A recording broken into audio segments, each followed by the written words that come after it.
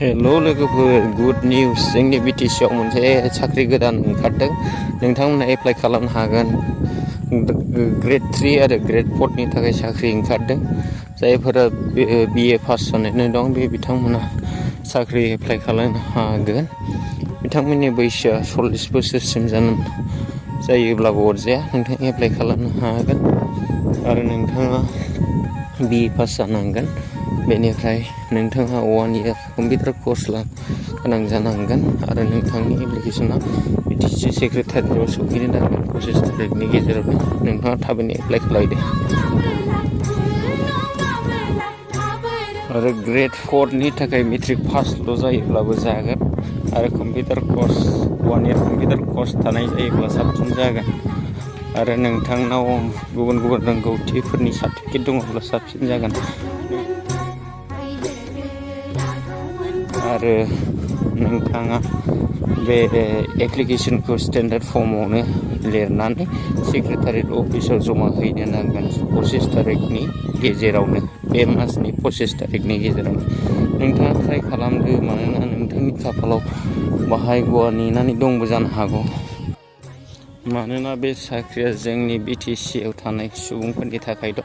Out of BTC apply खालामनो हानाय नङा। जोंनि BTC आव थानाय गासै सुबुं हान्जाफोर गासिबो एप्लाइ खालामनो हागोन।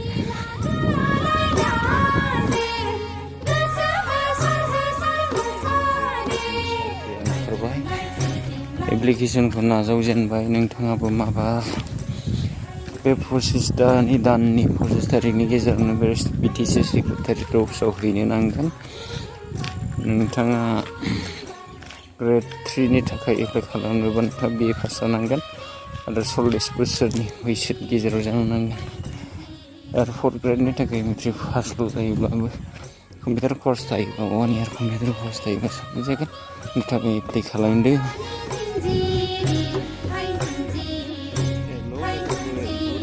जोंनि BTC आव मोनसे साख्रि गोदान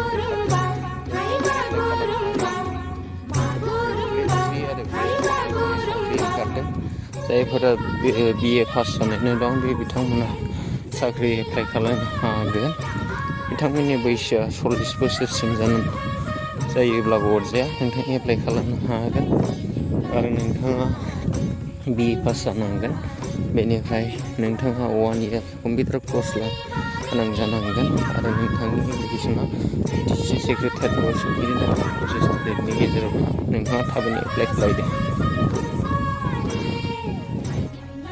आरो ग्रेड 4 नि थाखाय मेट्रिक पासल' जायोब्लाबो जागोन आरो computer course 1 year computer course थानाय जायोब्ला साबसिन जागोन आरो नोंथांनाव गुबुन गुबुन रोंगौथिफोरनि सार्टिफिकेट दङब्ला साबसिन जागोन।